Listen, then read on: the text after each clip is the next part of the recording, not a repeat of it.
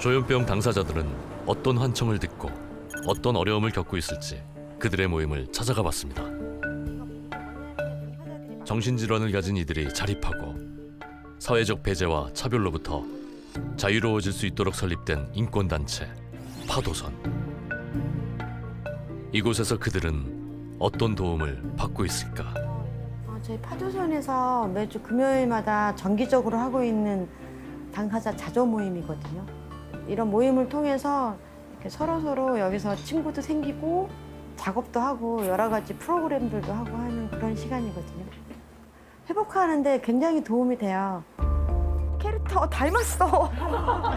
보여줘봐. 눈이 대박 커요. 보여주시고 설명을 좀 해주시면 좋을 것 같아요. 환청 들리는 소리 따라서 그린 거거든요. 시트는 목을 찢어도 담배 연기는 입으로 나온다라는 그런 환청 소리였는데 처음 조현병 증상과 마주했을 때 이들은 어떤 느낌이었을까? 다른 애들이 못 보는 걸 내가 보니까 내가 귀신을 보나? 이런 생각도 했었고 이제 애들이 듣지 못하는 소리를 들으니까 수업 시간 때 방해가 되더라고요. 지나가는 애들이 쳐다보는 시선만으로도 이제 쟤가 날 싫어하나 보다. 쟤 또 나를 괴롭힐 게 뻔할 거야. 이런 생각을 하게 되더라고요. 칼이 나를 찌르는 그런 것들?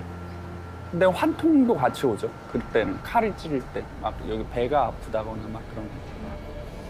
어디가 집에 가야지 이런 소리가 들리기도 했고 막 노랫소리가 들리기도 하고 그랬던 것 같아요.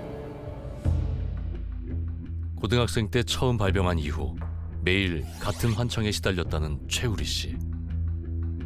하루에 3번쯤 한 아줌마 목소리가 들렸는데 역 같은 이렇게 이제 벽 쪽에서 소리가 난다고 생각을 했거든요. 그래서 벽에다 이렇게 손을 대고 소리야 멈춰라 하면서 손에 딱 대면 소리가 안 나더라고요. 돌아다니면서 그렇게 벽에다 손을 대고 이러니까 엄마 아빠가 이상하게 생각해가지고 저를 강제 입원시켰거든요.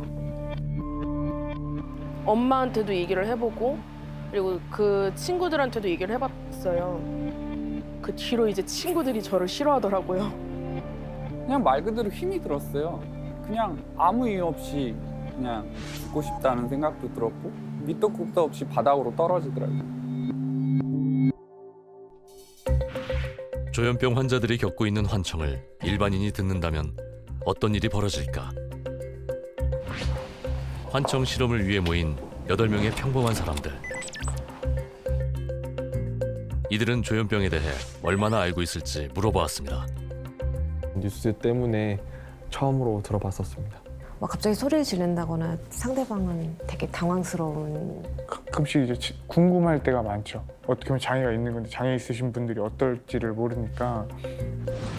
실제 환청이 어떤 영향을 끼칠지 실험을 시작해 보겠습니다. 조현병 환자들에게 들린다는 소리를 재구성해서 만든 환청 테스트용 음성을 피실험자들에게 들려주었습니다. 오른쪽으로 가. 오른쪽으로 가. 오른쪽이라고 오른쪽. 너 왜 이렇게 바보 같니? 넌 나를 배신했어. 당신을 사랑했어요. 죽어? 죽어라. 평생 너 쫓아다니면서 괴롭힐 거야. 죽을 때까지. 과연 환청을 들으면서 일상생활이 가능할지 명함에 있는 전화번호로 메시지 보내기 실험을 진행해 보았습니다. 준비된 내용을 암기 후 메시지를 보내는 간단한 실험. 환청을 들으면서 이들은 모두 성공할 수 있을까? 먼저 문자 보내기를 끝낸 한 남성. 그의 결과는 보기의 내용과 모두 일치. 환청에 상관없이 가볍게 성공합니다. 그렇다면 함께 문자를 보낸 여성의 결과는? 끝번호가 어떤 분이신 거죠? 저요. 네. 날짜, 시간, 장소 다 틀린. 진짜요? 날짜와 시간을 다르게 적었을 뿐만 아니라 장소는 아예 적지 못한 상황. 깜짝 놀랐어요. 저 맞게 쓴 것 같은데. 또 다른 사람의 결과 역시 저녁 8시 30분이라고만 보내주는데 날짜도 있었고. 아니요, 전혀 그거밖에 기억이 안 났어요. 읽었는데도. 이상한 내용의 메시지를 보낸 이도 있습니다. 아니, 이렇게 오셨어요? 네? 그러니까 7월 4일. 전혀 다른 내용의 메시지를 보낸 남성. 그는 왜 이런 메시지를 보낸 것일까? 아니 자꾸 이제 헷갈려가지고 사랑했다는 내용이 전혀 없었는데. 머릿속은 기억을 했는데 귀에서 자꾸 이상한 말, 딴 말 하니까 막 사랑합니다, 뭐 죽고 싶은데 막 이러니까 이게 쓰고 싶은 대로 써지지가 않고 계속 뭐였지? 그냥 들리는 것만 계속 쓰게 되더라고요. 그래서 좀 많이 소름 돋았고. 8명 중 무려 5명이 메시지 전송에 실패했습니다. 두 번째 실험에선 서로의 신상 정보에 관한 대화를 시도해봤습니다. 성함이 어떻게 되세요? 나이는 어떻게 됐어요? 주소는 어떻게 해요? 직업이 어떻게 됐어요? 혈액형, 그리고 취미가. 환청이 이어진 상황 속에서 상대방의 정보를 제대로 인식했는지 확인해 보겠습니다. 방금 전에 대화하신 거 상대방에 대한 내용을 거기다 써주시면. 그들은 과연 상대방의 신상 정보를 얼마나 기억하고 있을까? 결과를 살펴보겠습니다. 김지연, 네, 맞습니다. 박우진. 서울시 은평구 사시나요? 네? 서울시 은평구 살고 있어요. 양천구. 이 여자분 성함이 김자현. 아니요. 박진주요. 완전히 다른 분이세요. 남자분 성함은 김현수. 아니요, 아닙니다. 저 황준현입니다. 이름 어떻게 되시나요? 박진주요. 성함이. 저 황준현입니다. 이상한 소리가 들리니까 이 소리만 자꾸 집중이 되고 진짜 막 나가서 막 죽어 이러니까 진짜 죽어야 되나 뭐 이런. 모르겠어요. 잘 지금 딸랑 10분 내지로 들어본 것 같은데 그것만 들었는데도 정신이 좀 없거든요. 두 번째 실험 결과 또한 8명 중 2명만 성공했습니다. 아기가 가득한 말들이 조금 부정적인 감정이 저도 같이 이렇게 따라 올라오는 게 컸어서 뭘 어떻게 도와줘야 될지를 모를 정도로 좀 당황스러웠어요. 너무 힘들 것 같아요. 가족들도 너무 고통스러울 것 같아요. 이런 거에 대해서 체계적인 치료 방법이라든가 이런 게 나와야 될 것 같아요. 왜냐면 많아지고 있다는 얘기를 들었거든요. 그래서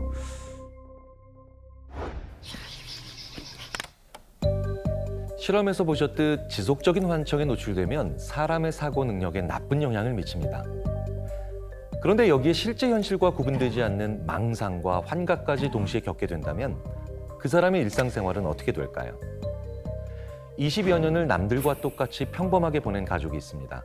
그런데 지난 2010년 21살이 된 딸이 갑자기 이상행동을 보이며 단란했던 가족의 행복에 금이 가기 시작했다고 합니다. 이들 가족에게 무슨 일이 있었던 것인지 직접 들어봤습니다. 현재 강원도 속초에서 생활 중인 30살의 조현병 당사자를 둔 가족. 저는 속초에서 음악학원을 하면서 조현병을 앓고 있는 딸을 키우고 있는 홍수민이라고 합니다. 피아노 학원 한켠에 자리한 공간에서 조현병 당사자인 가영 씨는 대부분의 시간을 보내고 있습니다. 안녕하세요. 네. 안녕하세요. 안녕하세요.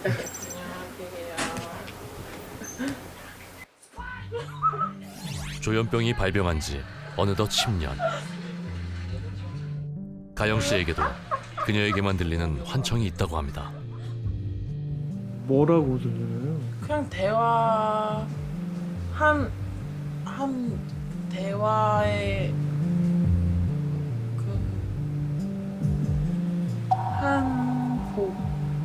한 부분. 자신의 생각조차 힘겹게 말하는 지금과 달리 발병 전에는 미래가 촉망되는 소녀였습니다.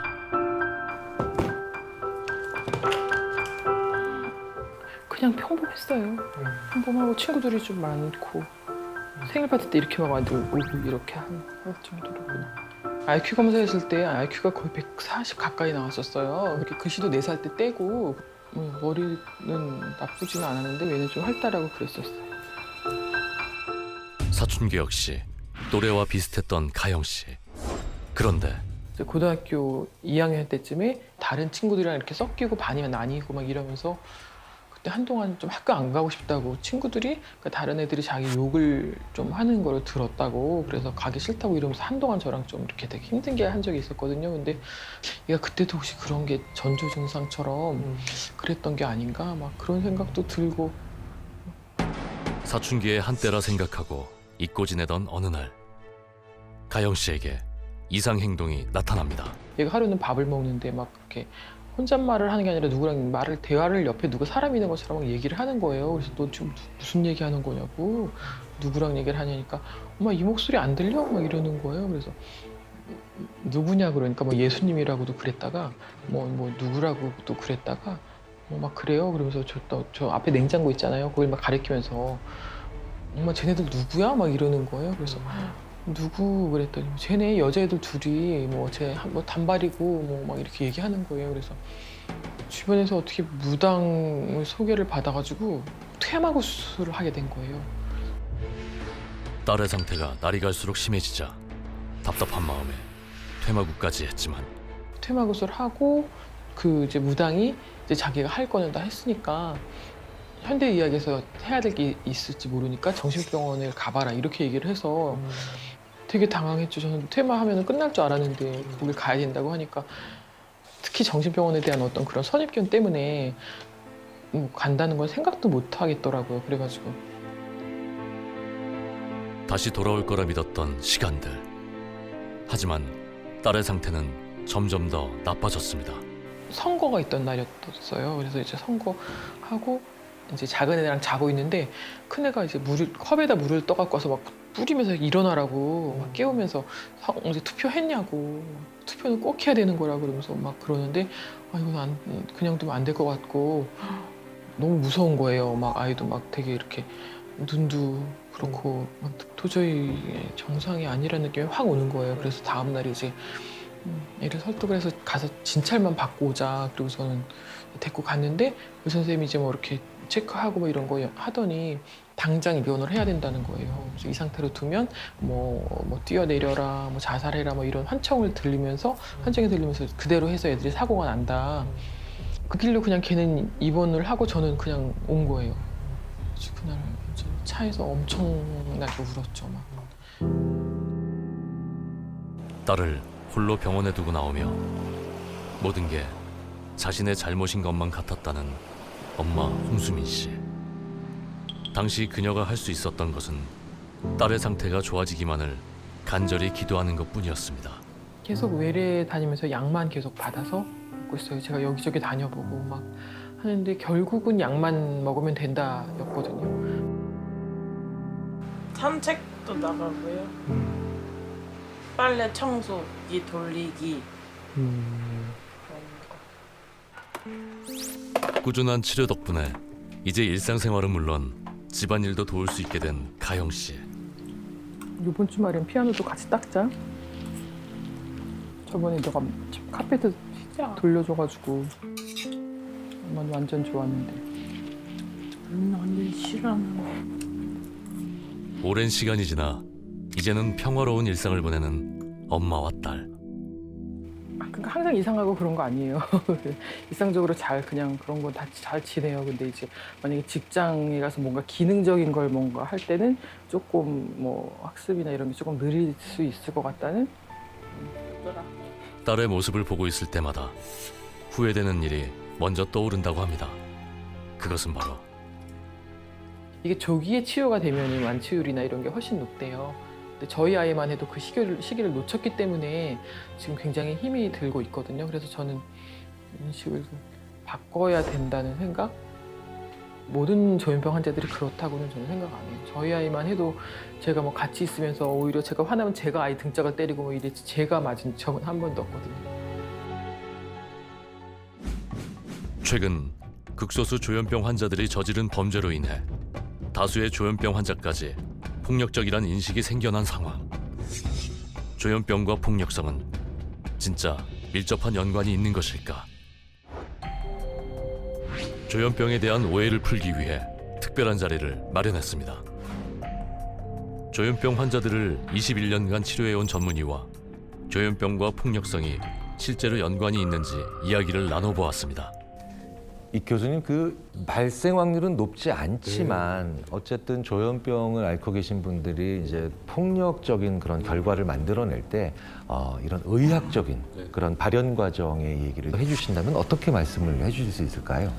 그러니까 조현병은 일부 분들, 사실 그분들은 조현병과는 또 약간 무관하게 어렸을 때부터 폭력에 많이 노출됐다거나 그런 성장 과정을 가졌다거나 이미 문제 해결 방법으로 폭력을 선택한 성격이 있는 분들이 많습니다. 그래서 이것과 이제 증상이 합쳐지면 아주 위험한 행동이 있을 수 있기 때문에, 그래서 이제 뭐 남이 나를 해치려고 한다, 저 사람을 어떻게 해쳐라, 이런 소리들이 막 들리는데 본인은 그걸 이제 현실로 믿고 있는 거죠. 조현병과 관련된 범죄의 이유가 또 이제 뭐 있습니다. 치료와 지원의 연속성이 매우 중요한 점. 연속성. 네. 근데 이제 산업화되고 핵가족화되면서 부모님이 연로하시고 형제자매는 없거나 한 명 정도니까 돌볼 사람이 없어지고 있습니다. 안인득과 같은 경우에도 형님은 직계가족이 아니니까 권한이 없고, 뭐 어머님은 입원해 계시니까 보호의무자에 대한 의한 입원은 안 되고, 감내하고 돌보고, 그럴 가족이 점점 없어지고 1인 가구가 늘고 하다 보니까 지역사회에 방치된 환자가 늘어나고 있고요. 미국에서도 뉴욕에서 1999년에 지하철역에 서 있는 무고한 시민을 조현병 환자가 뒤에서 밀어서 2명이나 이제 돌아가신 일이 있었는데요. 좀 비슷한 시점이었던 것 같습니다. 핵가족화가 진행되고 국민소득은 많이 높아지고 했는데 이제 사회적 시스템이 없을 때 이런 게 생긴 거였죠. 중증 정신질환의 경우에는 지속적인 치료와 지원을 받을 수 있는 법안을 피해자의 이름을 따서 캔드라법이라는 것을 국회가 통과시키게 되는데요. 그걸 요구한 단체가 의외로 환자와 보호자 단체였습니다. 이렇게 했을 때 좀 더 우리가 지역사회에서 같이 살아갈 수 있다고 믿었기 때문이고요. 사실 저는 또 심리학자의 한 사람으로서 지금까지 이 추이를 지켜보면요. 사실은 우리나라 사회가 이 입원과 격리를 제대로 구분을 못하고 있다는 생각이 듭니다. 사실 저희만 그랬던 건 아닌 것 같습니다. 뭐 일본 같은 경우에도 1950년대까지 사택 감치라는 게 있었습니다. 집안에 가족인 중증 정신질환자를 가둘 수 있는 걸 법으로 허용했고요. 악질적인 법이라는 오명과 함께 막을 내린 사택 감치제도.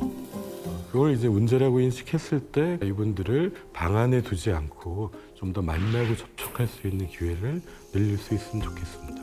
아직은 그래도 사회적인 인식이나 아니면 어떤 그 지원하는 시스템이 약하기 때문에 병이 있는 것 같다라는 걸 많이 좀 숨기시는 것 같습니다. 지금도 어딘가에 그런 이제 방치된 상태에서 집 밖으로 잘 나오지 않는 경우가 대부분입니다. 외출을 꺼린다는 정신질환자들. 그렇다면 현재 우리나라 정신질환자의 수는 어느 정도일까? 국내에 정신질환을 앓고 계신 분들이 한 500만 명 정도 있다고 보고가 되고 있고요. 500만 명 중 주요 정신질환자 수는 약 50만 명으로 이 중 8만 명은 정신요양시설에, 9만 명은 정신건강센터에 등록되어 있습니다. 그렇게 볼 때 50만 명 중에 한 33만 명 정도는 관계기관에 파악도 되지도 않고 있고 관리가 안 되고 있는 상황이라고 볼 수가 있겠습니다.